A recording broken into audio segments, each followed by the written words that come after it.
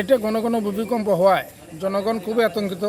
বিশেষ করে এই যে যারা যে এখানে দাঁড়ানো আছে রাজা হাই স্কুলের বিল্ডিং বড় বড় ফাটল দিয়েছে, এটা আমরা সিলেটের মানুষ আতঙ্কিত। এখানে আমি আসলাম আমার বাচ্চা কাচ্চা নিয়ে আমার সেই সাইডে আমার রুম আছে, আমি দৌড়িয়া ফুরুতা লিয়ে বাইরে এসেছি। আইসি বাদে ও জায়গাত আমি গাছের হবায় বাইরে এসেছি। আইসি বাদে দিয়ে একটা শব্দ হয়েছে, তার বাদে আমি দেখিয়া সাথে সাথে আমার স্যারের আমি কল দিয়েছি বলে স্যার ওগুলা বিল্ডিং ফাটা ধরছে অথবা বাঙ্গা পড়ছে। শেষে স্যারে আইসে আইয়া এর বাদে দেখি। আমি মোহাম্মদ আব্দুল মুমিদ, প্রধান শিক্ষক রাজা জিসি হাই স্কুল। আপনারা নিশ্চয়ই অবগত আছেন এই শহরের এই বিভাগের সবচেয়ে প্রাচীনতম বিদ্যাপীঠ, যাহা 1886 সালে স্থাপিত এবং 1920 সালে কলিকাতা বিশ্ববিদ্যালয় থেকে স্থায়ী মঞ্জুরি প্রাপ্ত। আমার এই ভবনে নতুন একটি ভবন নির্মাণ হয়েছিল। নতুন বলতে 2017-18 অর্থ বছরে দুতলা নির্মাণ হয়েছিল, আর বোধহয় 2006-07 অর্থ বছরে নিচতলা নির্মাণ হয়েছিল। আজকের ভূমিকম্পে এমন ফাটল দেখা দিয়েছে আমার ভবনে, আপনি গেলে দেখবেন প্রত্যেকটা রুমের দিকে ভীম, লিন্টার এবং আমরা যাকে যেটার মধ্যে বিল্ডিং খাড়া রাখে ফায়া নাকি বলে ওইটা সহ একদম মারাত্মকভাবে লণ্ডভণ্ড করে ফেলেছে আজকের ভূমিকম্পে।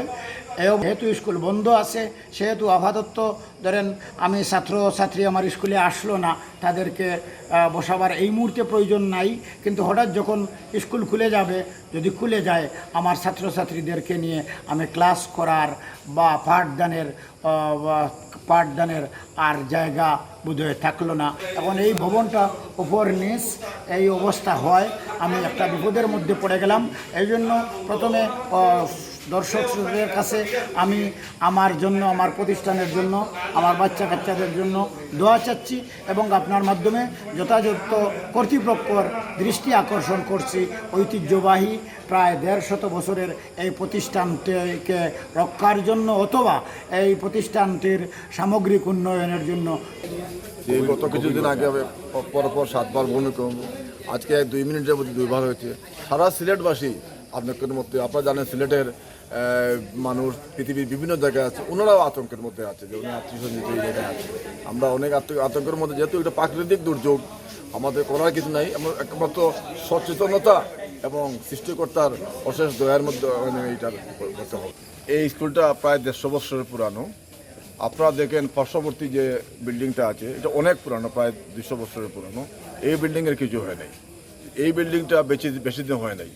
সামান্য তিন মাত্রা ভূমিকম্প এটা এই ফাটল। যেহেতু ছাত্রছাত্রীদের ভবিষ্যৎ, এরা যদি এখানে ক্লাস করে ওই সময় যদি একটা আরও বড় ভূমিকম্প হয়, আরও বিরাট ঘটনা হয়ে যেতে পারে। আমার মনে হয় এটা সঠিক তদন্তের মাধ্যমে ঠিকাদারি প্রতিষ্ঠান যারা আছে বা সংশ্লিষ্ট কর্তৃপক্ষ যারা আছে পুঙ্খানুপুঙ্খ বিশ্লেষণ করে এটা ব্যবস্থা নেওয়া দরকার।